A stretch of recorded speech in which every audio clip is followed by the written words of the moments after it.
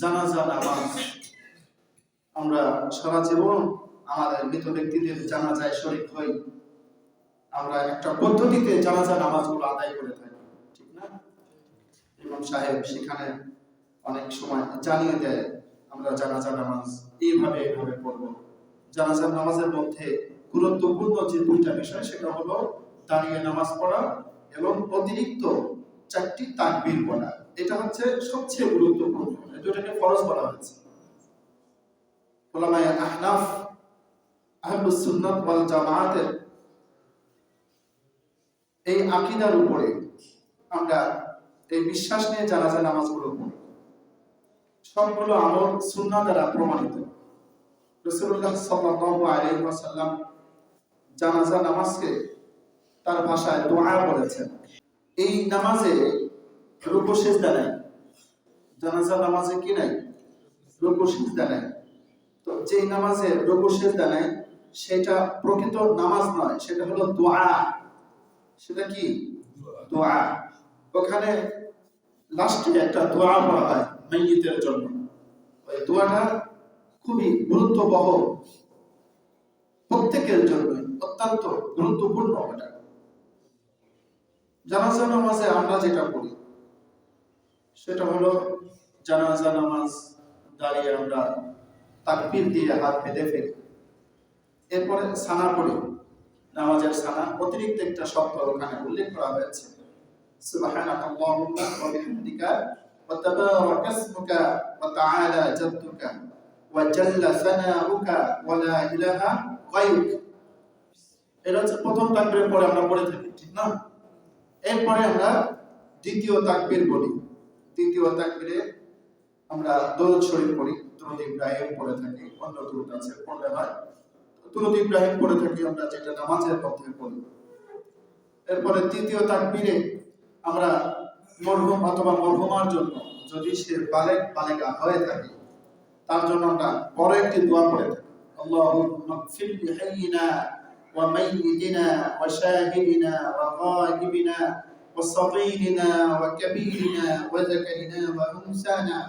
আল্লাহুম্মা মান আহইয়াইতাহু মিন্না ফাআহইহি আলাল ইসলাম ওয়া মান তাওয়াফাইতাহু মিন্না ফাতাওয়াফাহু আলাল ঈমান। এরপরে চতুর্থ তাকবীর হয়ে যায় সালাম ফিরানো।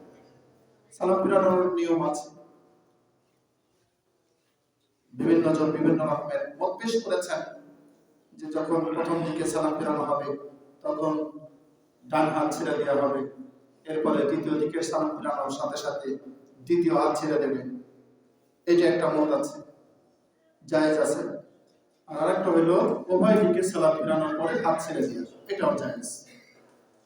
তো এই যে আমরা দোয়াটা বললাম মাইয়িতের জন্য, এটা হচ্ছে বিশেষ একটি দোয়া, শুধু মাইয়িতের জন্য নয়, সকলের জন্য। আল্লাহুম্মা গফির লিহাইয়িনা, হে আল্লাহ আমাদের জীবিতদের ক্ষমা করে দিন, ওয়া মাইয়িতিনা আমাদের মৃতদের ক্ষমা করে দিন, ওয়া শাহিদিনা আমাদের যারা উপস্থিত তাদেরকে ক্ষমা করুন, ওয়া গায়িবিনা যারা অনুপস্থিত তাদেরকে ক্ষমা করুন, ওয়া সাগীরিনা আমাদের যারা ছোট তাদেরকে ক্ষমা করুন, ওয়া কাবীরিনা আমাদের যারা বড় তাদেরকেও ক্ষমা করুন, ওয়া যাকারিনা আমাদের মধ্যে যারা পুরুষ তাদেরকেও ক্ষমা করুন, ওয়া উনসানা আমাদের মধ্যে যারা নারী তাদেরকেও ক্ষমা করুন।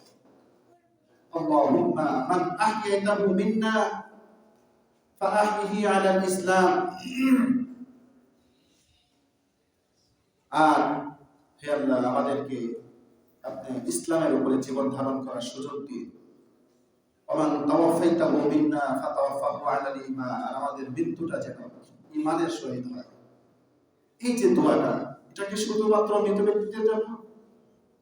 মৃত জীবিত সকল, ছোট বড়, নারী পুরুষ সকলের জন্য খুবই গুরুত্বপূর্ণ। এখন এই জায়গাটায় এই দোয়ার স্থলে অন্য কোনো দোয়া পড়া যাবে কি না? হ্যাঁ, এটা হচ্ছে একটা দোয়া। রাসূলের হাদিস দ্বারা অন্য দোয়া আছে,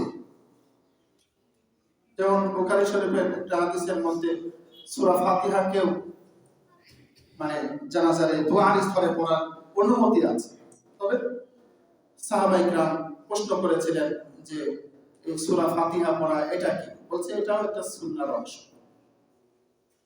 তবে ওলামায়ে আহনাফের অভিমত হলো জানাজা নামাজ যেহেতু এটা দোয়া হিসাবে আমরা এই নামাজটাকে দোয়া দিয়েই সম্পন্ন করব। আর যেটা প্রকৃত নামাজ রুকু সিজদা সহ নামাজ, লা সালাতা ইল্লা বিফাতিহাতিল কিতাব, এই নামাজে রুকু সিজদা ওয়ালা নামাজে সূরা ফাতিহা ছাড়া নামাজ হয় না, সূরা ফাতিহা দিয়ে নামাজ শেষ করা। সম্মানিত ভাই, এইজন্য এই সকল বিষয় এগুলো